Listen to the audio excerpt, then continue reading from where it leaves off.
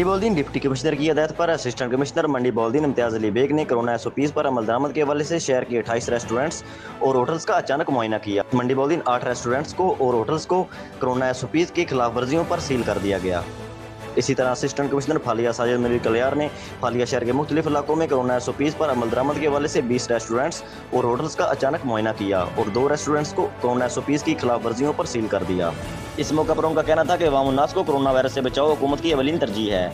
Corona की चौथी लहर से बचने के लिए कोरोना वैक्सीनेशन एहतियाती तदाबीर अख्तियार करना होंगी।